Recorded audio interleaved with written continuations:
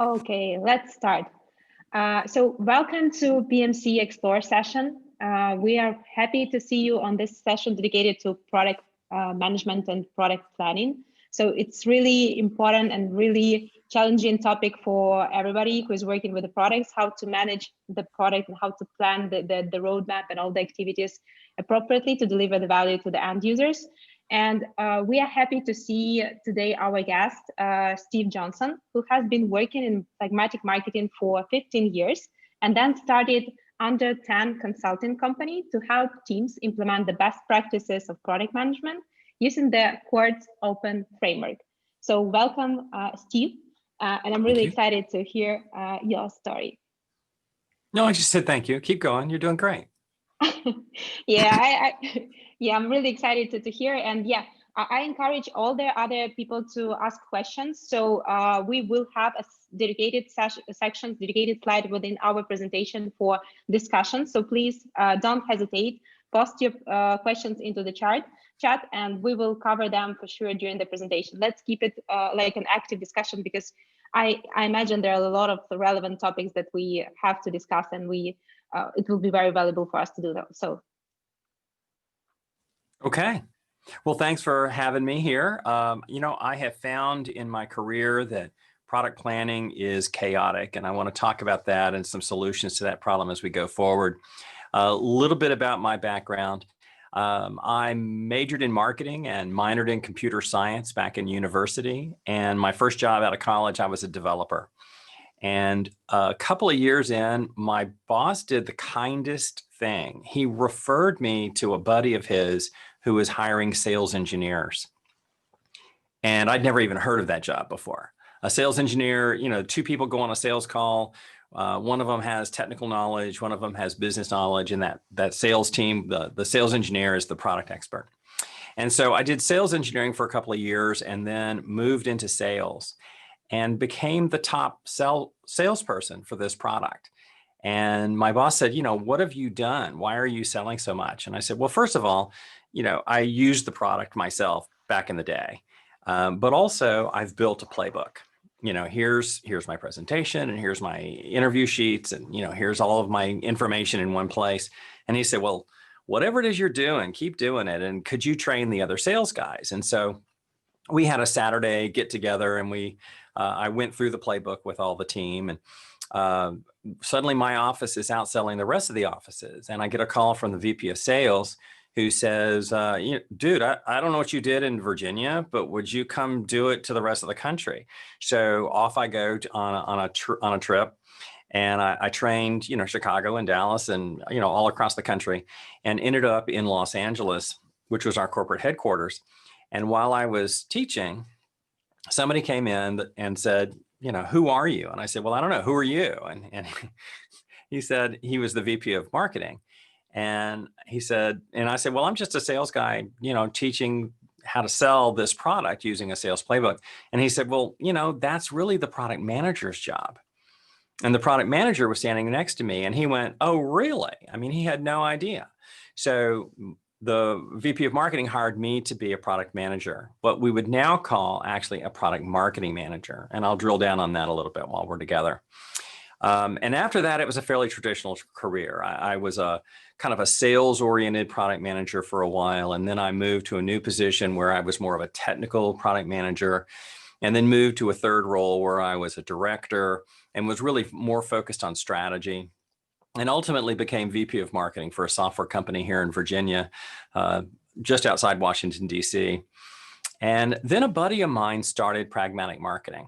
And a couple of years in, he called me and he said, hey, we're doing okay over here. We'd love to have you join us. And so I went to Pragmatic and I stayed there for about 15 years. And after that time, I realized people really needed help implementing. It was all well and good to learn the stuff, but how do you actually do it? And so some of the stuff I want to share with you today came from really that experience. So for the last almost 10 years, I've been working with teams on how to implement the best practices of product management. And one of the key ideas that is really the kind of the origin of my company name is we're all doing too much. Don't try to do 30 things or 40 things. Try to do under 10 things. Do them, get them done, put them in production, move on to the next. So that's what we'll talk about. And here are my coordinates. You can reach out to me if you'd like through my email address at steve@under10consulting.com, or you can tweet nice things about me at sjohnson717. But let's get into it.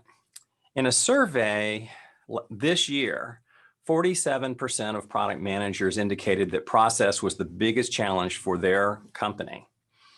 And process shows up in a different survey, also 2020. The top issues in product is ad hoc lifecycle process, ill-defined product innovation process, inconsistent process for managing product portfolio. And I get this from talking to presidents as well, leadership teams who say, everything I see from product management looks like it came from a different company. One person does their roadmap in a spreadsheet, one person does their roadmap in Word, one person does their roadmap in PowerPoint, somebody else uses a road mapping tool. And it takes me too long to even figure out what I'm looking at. So we have lots of trouble with process. And frankly, today's products get released through heroics, in my experience, despite the company's best efforts to prevent it. I was at a billion-dollar software company, and it was so hard to get anything done because we were constantly overwhelmed by the process. You had to get so many people involved, you had to get clearance with legal, and you had to get the sales team involved, you had to get development involved. There was so much process, we couldn't get anything done. And I got recruited into a startup, and I was thinking, this is going to be great. And I got there. A week later, I was pulling my hair out because they had no process. We need something between a cocktail napkin and a 200-page market requirements document. And I was working with a team not too long ago, and they said, well, Steve, it sounds like you're describing a PRD. And I said, well, okay, I'm not, but what do you mean by that? What's a PRD? And they said, well, it's the market definition and the financial forecast and the this and the that and the other. And they listed off all these things. And somebody in the meeting said, well, wait, no, you're describing the FRS, the feature requirement specification. And so they talked about what goes in there. And somebody else said, no, that's an SRS. And, no one on the team had clarity on what documents, what artifacts they were supposed to be producing. But we would all agree we need more than a cocktail napkin. We need some way of logically going from idea to excellence in the market. And unfortunately, a lot of the teams that I work with, and by that I really mean leadership teams, see building software or building products as factory work. We just write up some Jira tickets and, the factory workers crunch out these widgets based on the tickets as they come by. And, and the problem with that is we end up with products like this. This is actually not a Photoshop gag. This is a real knife. This came out for the 100th anniversary of the Swiss Army knife. They put out a few thousand of these. That was every single blade they had ever made. And, the idea is it would be in a display case somewhere at like a knife store or something. But I thought, this looks like every single enterprise software product I've ever seen.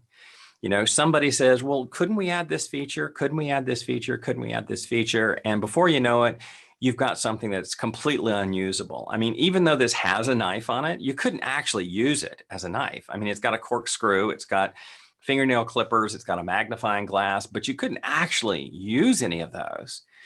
This is every feature that's ever been, but it makes no sense when it's all put together. So we've gotten really good at the middle part of this.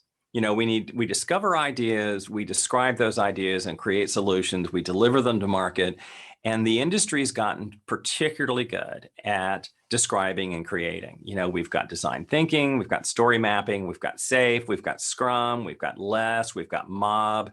There's all sorts of methods, and more we're finding we're getting really good at building the product right.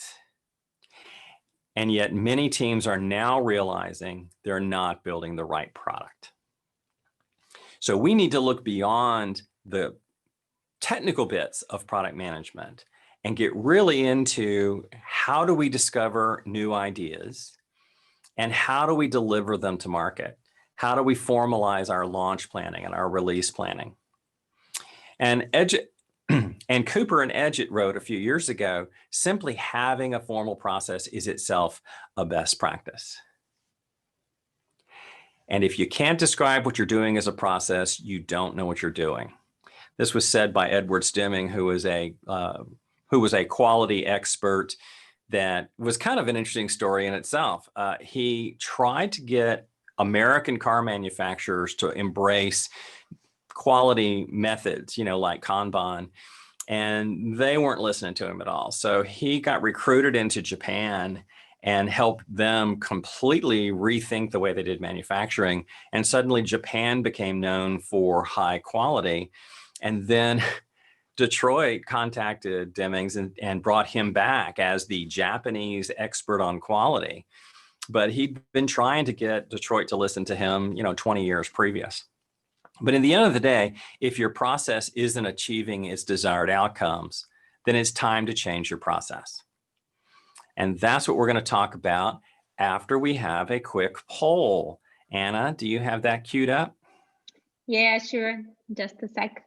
Yeah, so we are really excited to learn about the audience and to share like what kind of occupation, what kind of background are you from?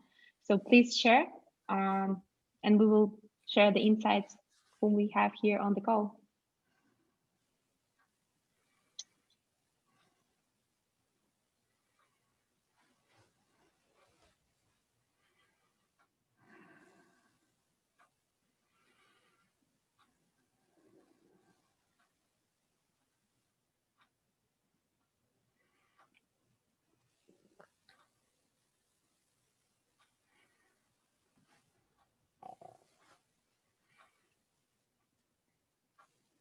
Last several seconds, we're ready to go.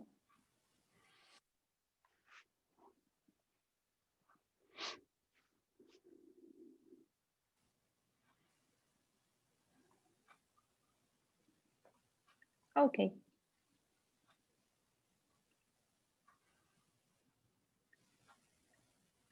Good. Okay. So All right, that's helpful. So 40%, are they seeing this, Anna? Are they seeing the results? I shared the result. Okay, cool. Okay, so 40% of you want to be in a role, and we'll talk about that a little bit, I think. 27% are in a vendor and 20% are in an IT department. And I have to say, this is a trend that I've been seeing over the last few years, more and more people moving, bringing product management into an internal IT infrastructure. It used to be that we had a lot of project managers, but not so many product managers, until we realized that projects never end. I mean, if you install a third-party product, you bring in Salesforce, you bring in, SaaS or SAP or something. As soon as you're done with the implementation, the old days were like, okay, fine, we're done with this thing. We can put this project to bed and take on another project. Except the reality is we start getting a lot of requests for enhancements to the thing we just implemented. So just like projects today never end. And so we need somebody looking at the product through the life cycle. And I'll make some points about that as I go along. Okay, great. And can I close that? Yes, I can. Look at that. Okay. All right. So let me talk about this framework for product management that really seems to help teams get clarity on the three phases of discovering problems, describing those problems to our solutions team, and then delivering them to market. But what happens is typically when we see we have a chaotic process problem, we bring together a cross-functional team of a whole bunch of really smart people, And they come up with some perfect process. We'll start by defining the problem, and we'll do some, design thinking. We'll bring together some salespeople and some IT people and some developers, and we'll bring in people from all over, and everybody will have plenty of time because they won't have anything else on their schedule.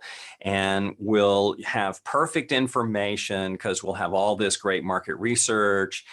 And then we'll go through the next step and the next step and the next step. And as we go through, we start articulating meetings and ceremonies and artifacts and more artifacts. And so we've got an MRD, we've got a PRD, we've got an SRS, we've got an FSD, and on and on and on. But today's process isn't a line, it's a wheel.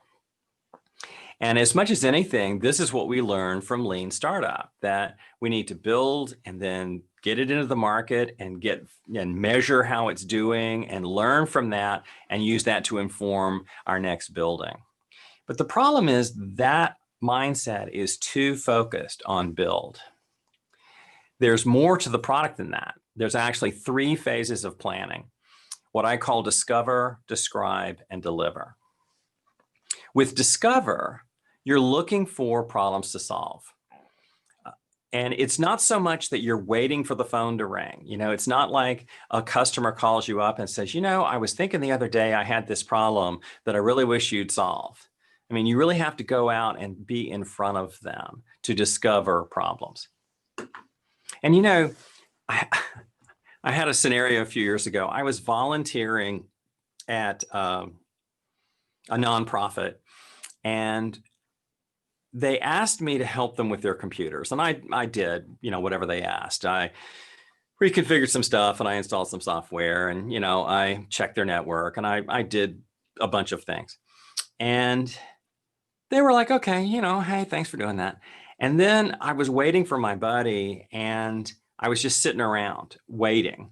And I listened to all these volunteers complaining about one of their computer systems. So I went over and I said, what is happening here? And they said, oh yeah, we've encountered a Mr. and Mrs. record. And I've been around computers my whole life. That is not an industry term. So show me, right? So they brought up on in their CRM, in their customer database, they brought up this record, which had Mr. Let's see, it had Mr. and in the title field. And then it had Mrs. in the first name field.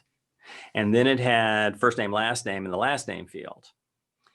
And I said, well, is it consistent? And they said, yeah, here's another one. Here's a Dr. and Mrs. Here's a Mr. and Dr. They were also but the key was whenever there was an ampersand was the problem.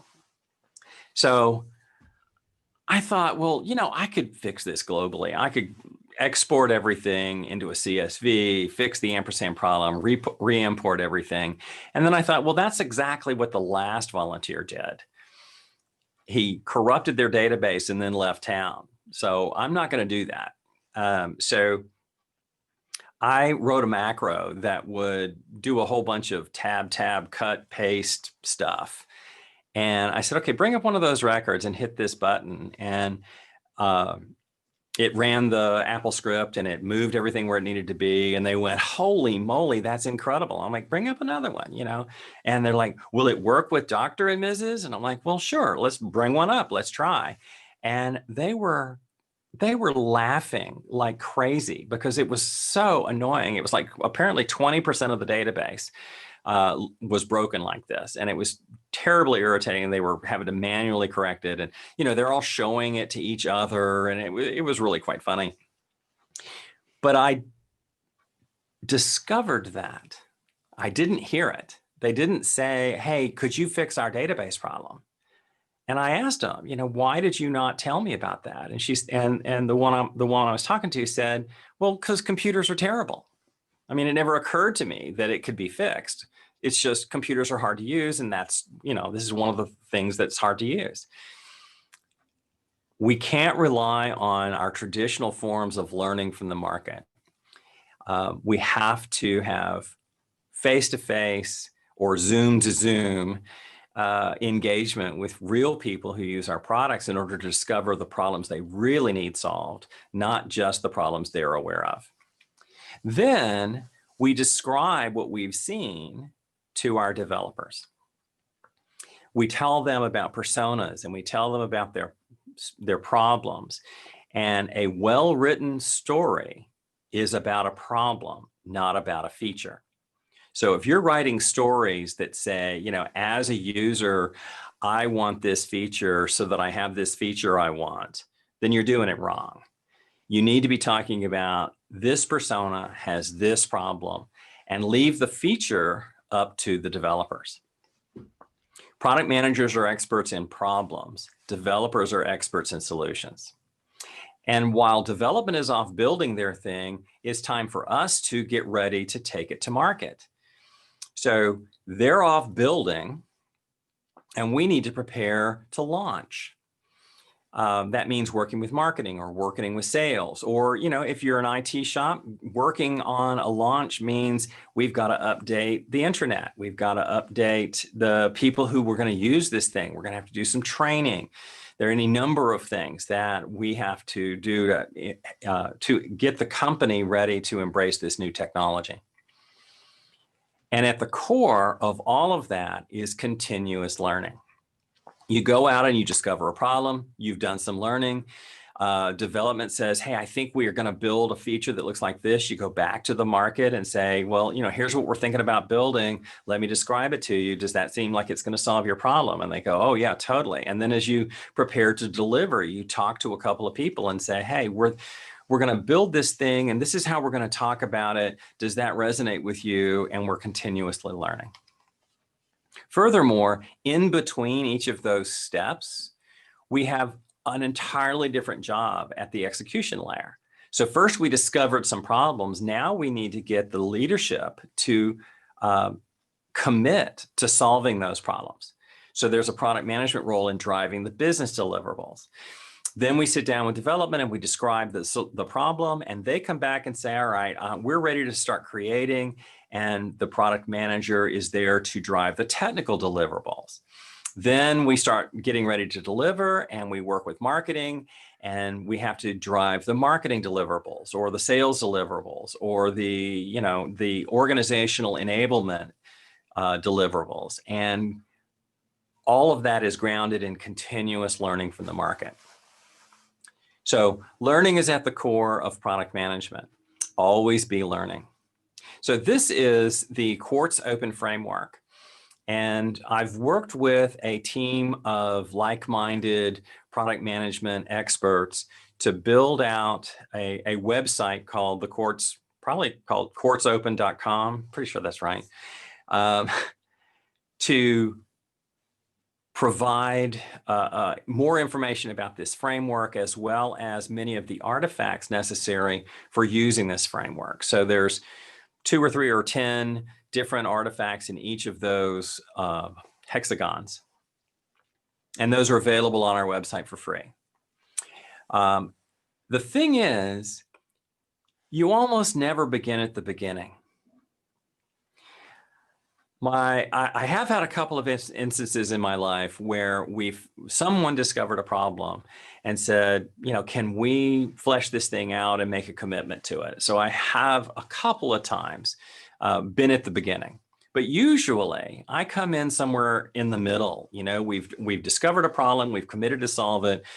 Somebody before me has been describing the solution. Now we're starting to create the solution.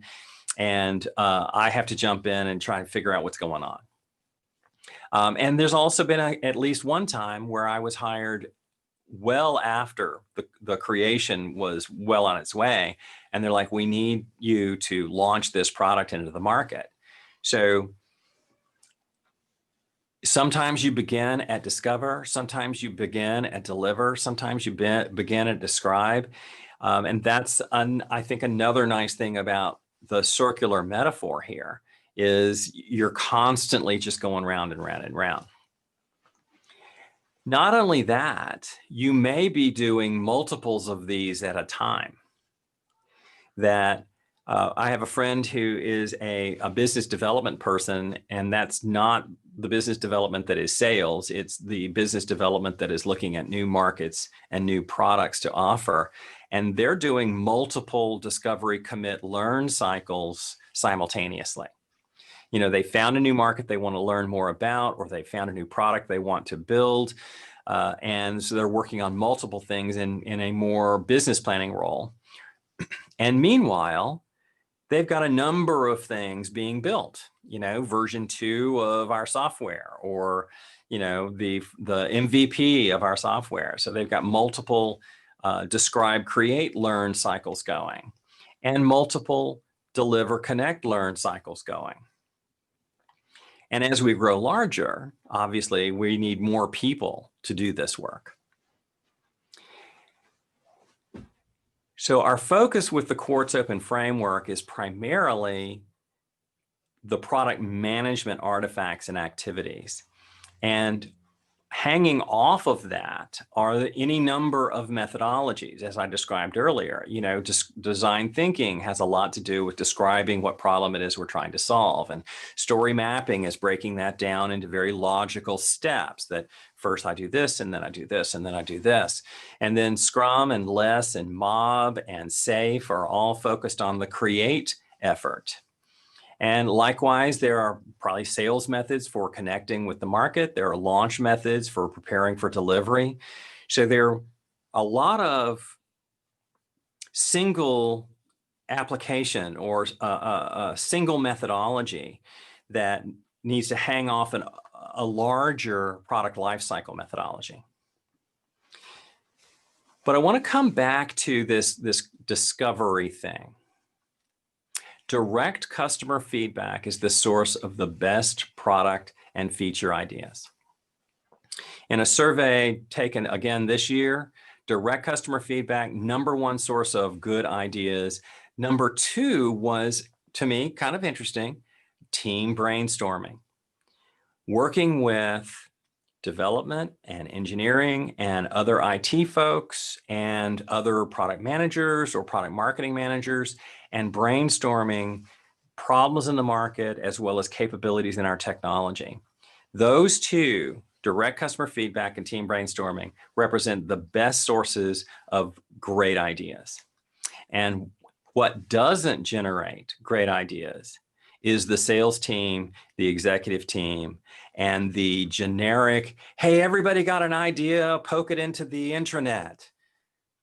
Go put it on Slack, fill out this form.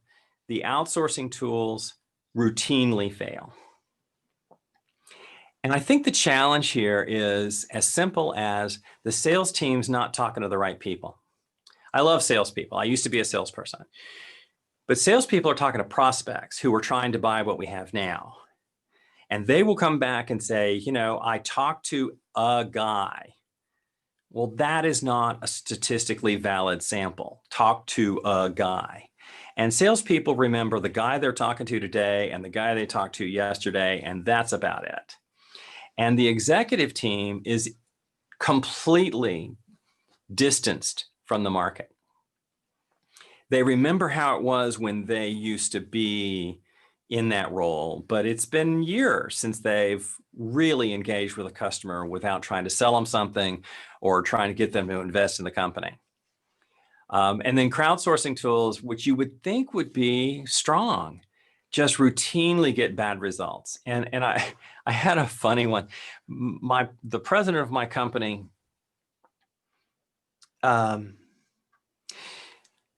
believed in crowdsourcing, believed in, you know, the wisdom of the team. And so she said to the whole team, an assembly of the whole company, if anybody has an idea for the product, just fill out the form, and, you know, product management will build a business case. And my lead developer leaned over to me and he said, oh man, you're going to be busy. Whenever you bother me, I'm going to have an idea and you're going to have to go spend, you know, time doing a business plan. So I'm never going to see you again. I'm just going to keep hammering you with new business ideas. So you'll be distracted and I can get my work done. So here we go. Here's who we listen to. And I'll tell you, if you're a product manager whether you're doing internal IT or whether you're doing a vendor, you need to have firsthand experience with the market or you simply cannot do your job. It's the number one source of the best product and feature ideas.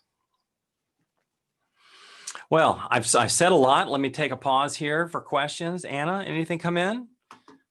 Yeah, guys, so please submit your questions into the question pools. We will read it and we will discuss it for sure. And meanwhile, I have a question. Okay. So talking about the customer feedback as one of the most efficient source of new features and new ideas for the product. So if we're talking about the B2B segment, so how many customers would you consider as a reliable sample? Well, you know, I want to say, well, I'm sorry. The answer, in my opinion, is enough so that you see a pattern. If I talk to one person, that's one. You know, you can't draw a trend line through one. If I talk to 3, 4, 5 people and they're all saying the same thing, I think, we're onto something here. So I have found having conversations or observing 5 to 10 customers or potential customers gives you the insight you need, but it doesn't give you statistical relevance, in which case you want to do an experiment or a survey and say, you know, we found this idea, you know, well, you know, let's go back to my example of the nonprofit that I was working with. They were all in one room. They had this Mr. and Mrs. record problem. And I said, you know, how much of the database is affected by this? And they said like 20%. And I said, okay, hey, room, you know, I shouted out, does anybody else have this problem? And they're all like, oh, yeah, totally, you know. So I had like a little tiny focus group right there in the room. In IT land, I mean, you know, you can certainly reach out to your customers, your internal customers. That's maybe a lot easier. And yet my whole experience is primarily with business to business. And what I have found is I can call people on the phone and say, I've got some questions. And as soon as they figure out I'm not trying to sell them anything, they're very open to having a conversation. So a few years ago, I wrote a book called Turn Ideas into Products. I have one back on the shelf. I just couldn't remember the title. And I interviewed over 100 VPs of product management and CTOs. And all I did is I sent them a note through LinkedIn and said, I'm researching this book. I'd love to get your insights. Can you set aside a half an hour to spend with me? And I think every single person I contacted said they'd be glad to talk with me. And yet, if I had called and said, hey, I've started a new business and I'm trying to, you know, do training and coaching for product management teams, can we talk? They know this is a sales call and they're not going to take my call. Good. How's that? Awesome. Yeah, so I got the point. So basically leverage the qualitative approaches to get the insights, not sell, but position this conversation more as a discovery. You want to understand what are the challenges they have, what are the pain points, and you are the person to help them solve that challenges, and then think about how we can potentially quantify that either by, I don't know, some solution concept, or I don't know, using the surveys or some other quantitative methods to validate the insights. Absolutely. Oh, and we have a question. Okay. Good. So on what features to focus, from existing customers or from the potential customers?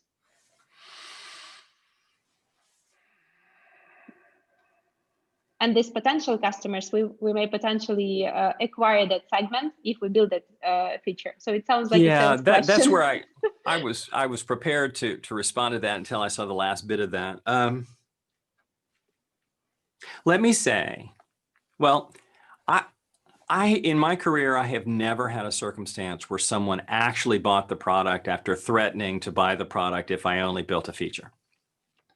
I am willing to say If a feature is on my roadmap, I can talk about it and maybe even change its priority. But again, I've never actually had that come true. I've had dozens of salespeople say, I can close this deal if you commit to feature X. I've just never had anybody close the deal. But anyway, but let me go back to Natalia's bigger point. You want to be talking to both customers and non-customers. And I choose not to use the word prospects because prospects are people who are actively shopping right now. But if you're the largest vendor in your space and you have 80% market share, then there are no non-customers, right? But if you've got a small amount of the market, most of your opportunity is with non-customers. And look at what's happened to Zoom this year. So Zoom made a very nice video conferencing tool that all the nerds and me liked. It was wonderful. And then at the beginning of 2020, all these stupid teachers got on and they couldn't secure, and kids are bad. And they've added all this security capability that I find terribly annoying. But it's a much bigger market of teachers than of nerds like me. So they are listening to their non-customers or their really new customers and saying, you know, this new persona is a huge market opportunity for us. What are the things that they need? And I really hope to see Zoom saying, I'd like to have like, what kid has not engaged with the teacher during today's lesson? So instead of sorting the participant names by first name, why not have a sort by least engaged? And so I can say, well, Anna, you are not participating in today's lesson. Please stop playing whatever game you're playing on your phone and pay attention. You know, if they embrace teachers as a market segment, this whole huge portion of non-customers, then they'll build a whole bunch of different features that I won't care about as a long-standing customer, but it's a new market opportunity for them. And if they only listen to me, they would never have added any capabilities to support teachers. Does that make sense? So if you think about the market, there's actually multiple parts here that you need to be communicating with. One is your existing customers. Hallelujah. I mean, we love them. They have ideas for the product, but they're going to do everything in their power to make the product stay pretty much the same. Then you've got your competitors' customers. Talking with them usually through like win-loss analysis. You may find there are some really critical things that your competitor does that you ought to do. And that's a good source too, but that's not going to give you revolution either. That's not going to move the product forward so much as just playing catch up with your competitor. And then there's this tricky group that I'm often a part of that I call do-it-yourself. The do-it-yourself group assembles their own solution because they can't find anything out there that does it. So they buy parts and they assemble them together and say, well, this is what I really want. And since nobody offers it, I have to build it myself. And then there's non-customers. Those are people who have the problem that you solve, but they are not shopping for your solution. And we need to figure out why. Let's go talk to them. And they're the ones who will probably give us revolution. They're the ones who will say, what I really want is a teaching tool as opposed to a webinar tool. And suddenly that opens up a whole new market of teachers that they weren't getting from, product managers and people like me who are promoting. So how many was that? So that was your customers, your competitors' customers, the do-it-yourself customer, the non-customer. And then frankly, I suggest that product managers never engage with current shoppers. People who are trying to buy a product right now, we do not want to confuse them by talking about what will be. We want to say, oh yeah, if I'm invited on a sales call I'm going to be the best sales engineer there is. I'm not going to be a product manager. I'm going to go on the sales call. I'm going to do the demo. I'm going to say, this product is perfect as is. There's no need to ever have another release. And then I'll go back to my work working on the next release. But the customer doesn't need to hear that the coolest thing of all time is coming out in the next release, because the customer is likely to say, well, hey, that does sound interesting. I think I'll wait before I buy. That's why salespeople don't want product managers to join on their call. Well, you know, they do, though. I mean, it's so funny. I so often get salespeople saying, you know, product managers are great on sales calls. I love to take them on sales calls. And I'm like, well, yeah, they are great, but that's not their job. Their job is to figure out what products we ought to have, not figuring out, you know, how to support you selling them. And yet you're right. I mean, if I go on a sales call and say, you know, before we start talking about the product we have now, let me tell you about our roadmap and all these plans we have. We're going to completely rewrite the user interface.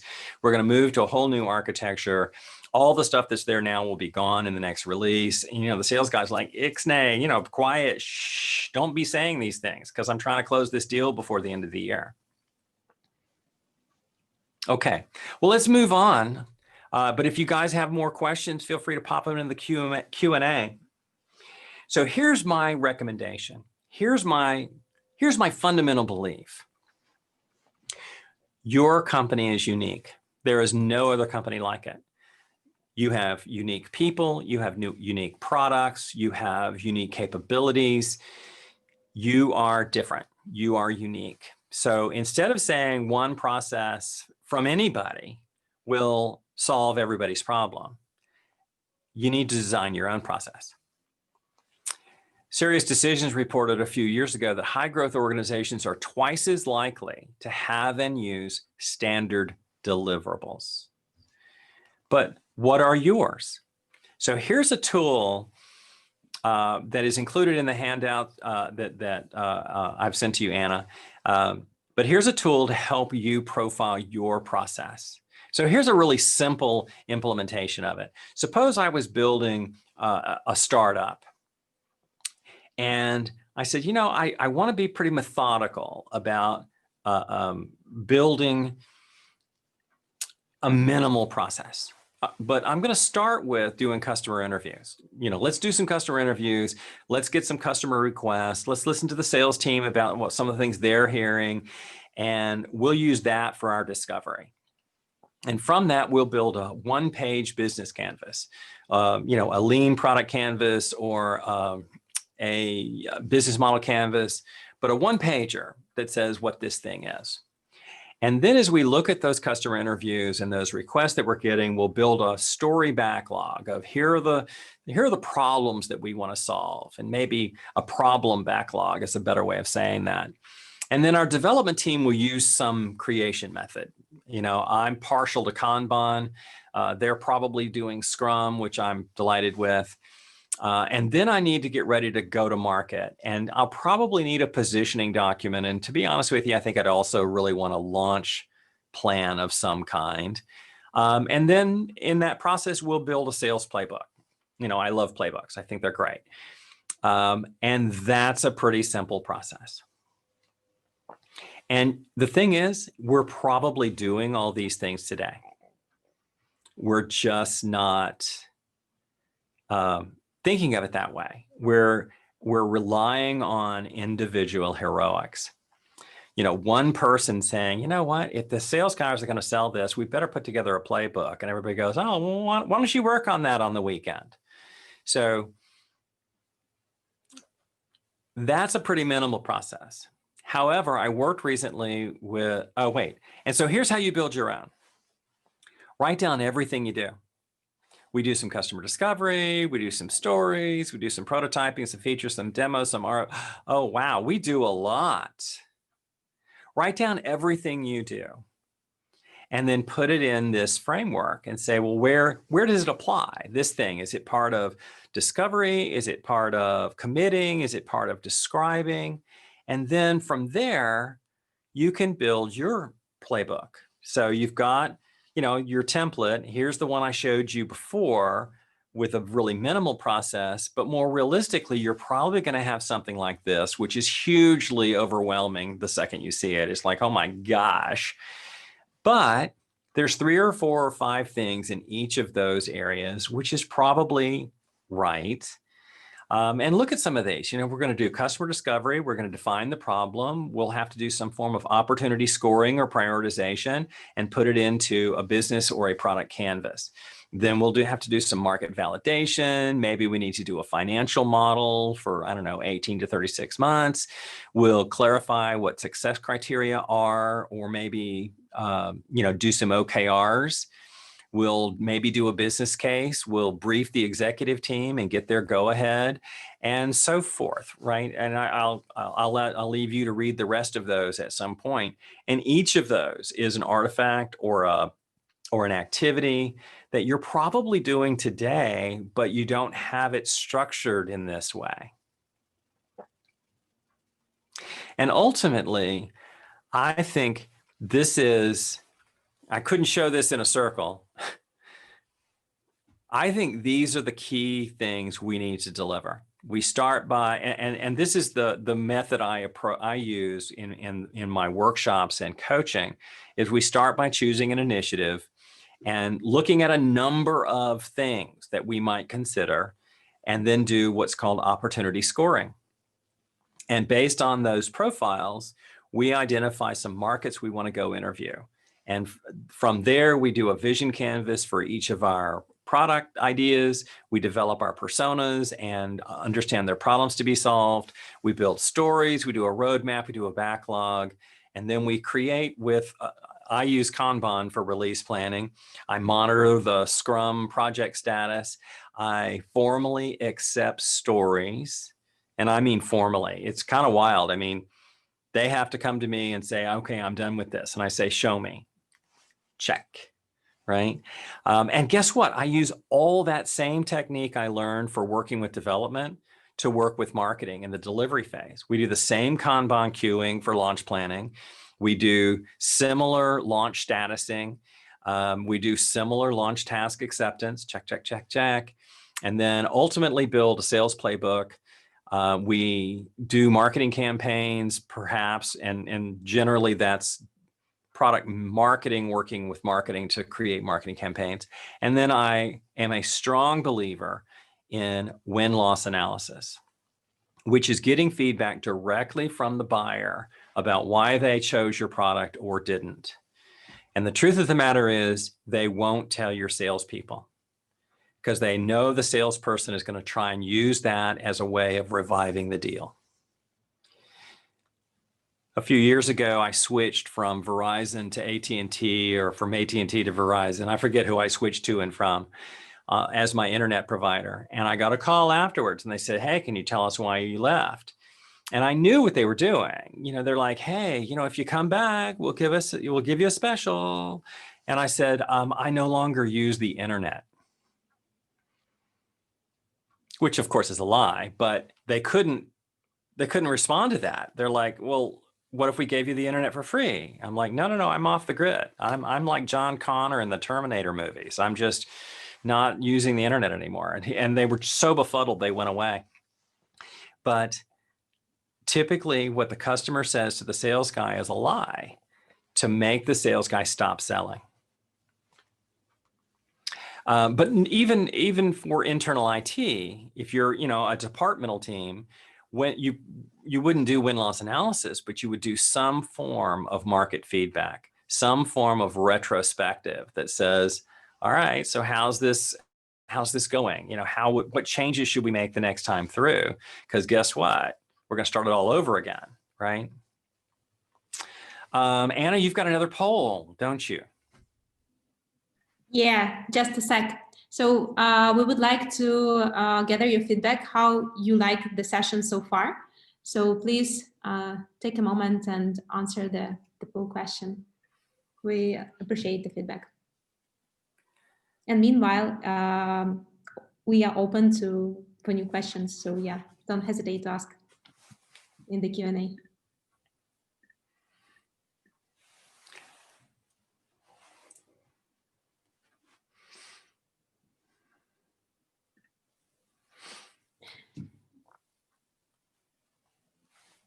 And while nobody is asking a question, I have a question.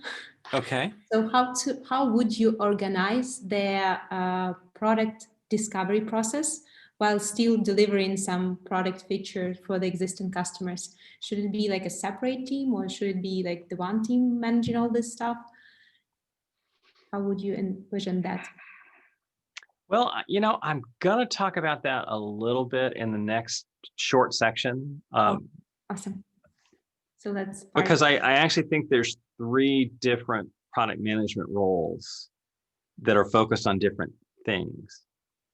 But either way, you know, if you're a product owner and you're listening to your existing customers, you also need to schedule time to visit with non-customers to hear about features that you never even thought of, but you know, hear about problems that you never set out to solve. So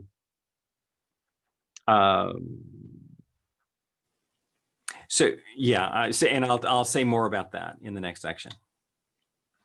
Good. Thanks a lot for voting. Thanks a lot for the feedback. Okay, cool. Yeah. All right, so just a couple of more slides, and that is roles. I mean, Anna, good timing. It was just like the very next thing I was going to talk about. Here are the 3 things that keep leadership up at night. Can we sell more of what we've built? Can we build what we've planned? And have we planned the right products? And as we learn continuously in the market, we're going to learn 3 kinds of things.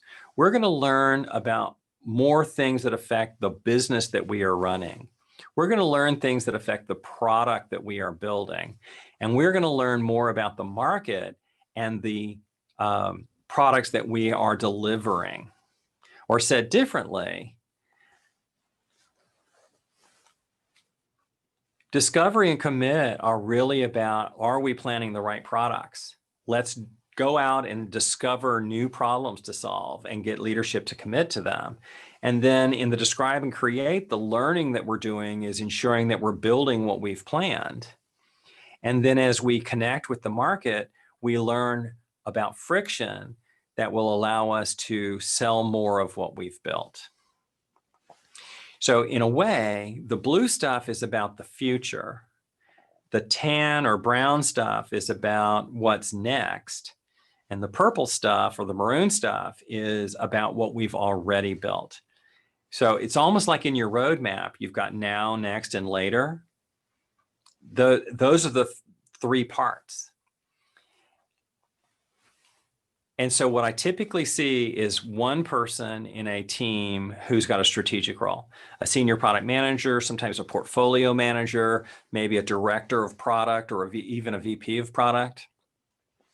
Then I see a product planning person focused on describe and create. That's sometimes called a technical product manager or a product owner.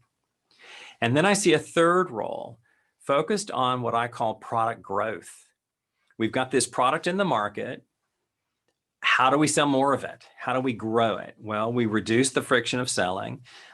We maybe find some features that weren't well considered and we need to improve somewhat. But typically for product growth, we see a product marketing manager, and more I'm seeing the title growth manager. I mean, let's get serious. I mean, product growth is what we need to do with the product we have now. So it depends. The answer to your earlier question, Anna, is it depends on the role. What is it you're trying to find out? Are you looking for what new product should we build? Are we looking at what new features should we build? Or are we looking at what new sales enablement or marketing campaign should we build? And here's kind of a crazy way of thinking. If you're in a vendor, product marketing is to marketing, as product management is to development. So product management goes out and finds problems. Those problems result in features. Product marketing managers go out and find friction in buying and selling, and sit down with marketing and say, we've seen this problem. What do you think we should do about it? So here's an example. I used to have to write a lot of RFPs. An RFP is a technical document provided by a prospect who says, answer these 52 questions to go into our evaluation. And they'd give it to our sales guys. Our sales guys would look at it and say, wow, this is really hard. Let's give this to somebody else. And so they would bring it over to product management and say, hey, could you guys do this? And the correct answer is no. But I sat down with my marketing team and I said, we're getting a lot of these RFPs, and I don't mind answering the question once, but I mind answering the question every week on a different RFP. And marketing said, oh, we should build a campaign. Let's create a frequently asked questions database. So the salespeople or the sales engineers can answer most of the questions in the RFP. And then the only thing that has to come to product management are the questions that are not in the database. And so that was looking at having somebody in a product marketing role, looking at friction in buying and selling, and working with marketing to come up with a campaign to solve that problem. One other example that I like a lot is the sales guys were constantly being asked to answer technical questions that were beyond their ability. And in particular, there was one that came up every time, and it was about some technical underpinning of the product. And they kept coming to the product manager, can you go on a sales call, or can you call this client? And so I sat down with marketing and said, how do you think we should solve this? And they said, well, why don't we do this? Why don't we take a video of the chief technology officer explaining this, and then just make the video available to the sales team on a secret page on the website. So when somebody says, can you explain why you did this versus that? They go, hang on, let me have you sit down with our CTO, and they could just play the video. And that was looking at, there's a systemic problem that we need to solve with a campaign instead of supporting each salesperson one at a time. And is this Marta? Marta's got a question here. Is it possible for one person to cover all those areas? And I would say actually no. And yet, in many cases, we have one person. No wonder this job is difficult. And that is to say, we bring on a new person. Hang on, let me do it this way. I used to work with a guy named Jim. He came out of technology. And he had this whole responsibility area, but he was really good with working with technical stuff. So he went to where he was happy. He spent a lot of time with development and no time with sales. Now, happily, I came out of sales, and I like sales and marketing people. And my inclination is to spend a lot of time with sales and marketing. So the two of us worked together. I would take all the product growth stuff. He would take all the product planning stuff. And then we ultimately, our director was doing all the product strategy stuff. So to Marta's point, yeah, when you ask one person to do all this work, you're asking one person to do 3 jobs. And yes, I will agree with the second point there, Marta, which is, and it is overwhelming. One of the big things that happens to product managers is they come on board and everybody goes, hallelujah, here's somebody I can dump all my junk on. And suddenly, a week goes by and you're getting 100 emails a day of what I call janitorial work, cleaning up after the mistakes made by others. It's too much to do, which is why, why I believe in this under 10 concept. Don't try to do 30 things, 40 things, 50 things. Try to do a few. And if you're in a scenario where you're being asked to cover all these areas, maybe you can leverage the sales engineers to help you out on some of the connect and deliver stuff. I mean, that's how I got into product management. As a sales engineer, I created a sales playbook. And so they rolled me into a product marketing role. I see these at least as 3 different hats, and yet it's really 3 different jobs.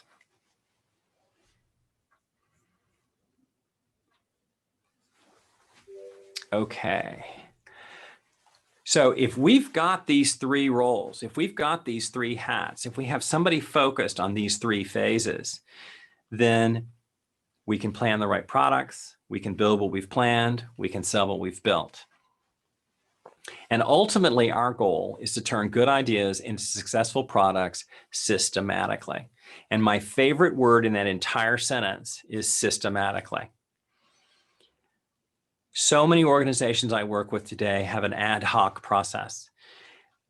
One person does it one way because, let's see, one person does it his way because that's the way they did it in his last company. And one person does it her way because that's the way they said you do it in the seminar that she attended. And every company is unique. So design your own process. Grab the QuartzOpen framework canvas and go through and say, well, you know, what do we need in terms of discovery and commit and describe and create and deliver and connect and learn? Ultimately, every company is unique. Yours is special. Yours is different. The team members you have, the products you have, the capabilities you have, and design your own process and be systematic about building products instead of being ad hoc, instead of being inconsistent, instead of making it up every time. And I talk about the QuartzOpen framework in my book, Turn Ideas into Products. It also walks you through all of these artifacts that I described to you in that little icon view that we looked at earlier. So you can get more information about that at turnideasintoproducts.info. But let me go to one more round of questions. Anna, do you have anything? Folks, please submit the new ones. Meanwhile, we were asking to submit the questions before signing up the talk. And there was a question, and I think it's still relevant. So let's talk about it. So what the tools do you suggest to use for managing the product, for planning the product? Are there any, like, I don't know, wish list or your preferred toolkit that you would suggest for the audience? Like, I don't know, presentation, like slides or the Jira. What's your favorite one? Well, you know, the sad truth is the most popular product management toolkit out there is Microsoft Office. It's PowerPoint, Word, and Excel. And oh, by the way, just for the fun of it, you can tell which one of these roles you are by which Microsoft Office product you launch first when you start a new project. So you've decided to do something. And the first thing you do is load PowerPoint and start fleshing it out in bullet points. Guess what? That probably means you're a product growth person. If you first launch a spreadsheet, then you're probably a product strategy person.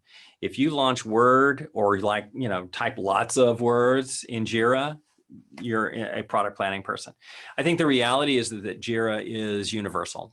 Everybody's using Jira, but it's a developer's tool, not a product manager's tool. The sad reality is, I'd say fewer than 30% of product managers are using any form of product management automation. We're all using Microsoft Office. And maybe that will change in the years to come, but for right now, that's the reality. Good, thanks. So guys, any questions? We still have several minutes. We can take several questions. Please welcome. Submit.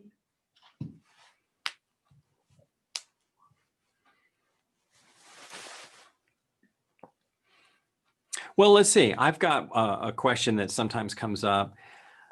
It's fairly common to hear people say, I'm thinking about, or I want to be a product manager, or I am a product manager. Either way, what certification should I get? And, the reality is certification is not going to really help you get a job. It may differentiate you. I've got two candidates who are otherwise equal. This one has certification, this one doesn't. So I'll maybe choose the one with the certification. But the reality is this is a job that requires experience. More than I took a class is I did the work. And so for those of you who are thinking about moving into product management, look for opportunities to do the work. Volunteer, for instance. So I'll tell one last story, and then Anna will, pull the plug on this, I'm sure. I volunteered at my church for a fundraiser that they were doing. And it was weird. I mean, the pastor said, "Hey, Steve, would you help out? After all, you're a marketing guy." And I'm like, am I? I think of myself kind of as a nerd rather than a marketing guy, but okay. So I agreed to help out. And what they had planned was so clever. It was going to be a dinner event. And during dinner, there was going to be a show put on by our teenagers who are frankly quite talented. And babysitting would be provided by our preteens or the younger teens. So we had a show, we had dinner, we had babysitting. And they were planning on charging a very small amount of money for that. Yeah, go ahead and use US numbers here. They were planning on charging $5 a person for this dinner. And for comparison, that's less than you would spend at McDonald's for a Big Mac, shake, and fries. And so I come in and I say, okay, here's what we're going to do. We're going to charge $150 a couple. So what is that? 15 times more or 30 times more? Yeah, it's 30 times more. And somebody passed out. I mean, they were hysterical. They couldn't believe I was doing this. And then I made a claim that I probably couldn't have supported, but I said, I'll buy all the tickets we don't sell. And my wife never knew that. She'd be so upset even now knowing that. But anyway, we sold out every set of tickets, and it became an annual event. And somebody asked me how I got to 150. And I said, well, I started with understanding the value to the client and the competitive landscape. What we do in product management is find problems in the market that we can solve that our competitor cannot solve as well, that we solve differently. And they said, well, what do you mean competitor? This is church. There's no competitor to church. And I said, oh, sure there is. There's dinner and a movie. And so dinner and a movie with babysitting for 2 kids is going to be between $100 and $150 here in the US. So I was setting the price comparable to a competitive offering. Even though, initially nobody thought church and movies would be equivalent. And I ended up documenting all that, if you will. I mean, I had like a copy of the flyers that we did and a copy of the results that we did. And it became kind of a portfolio for me. And then later on, I've had a number of times over the years that I've thought about that as if I were looking to get into product management, that's how I would do it. I would look for opportunities to do product management unofficially. And similarly, if you're wanting to be in a product management role and you are in an organization that has product management, be supportive of their efforts. They're always overcommitted and understaffed. So if you're like a QA manager and you really think you want to go into product management at some point, what could you do to help out?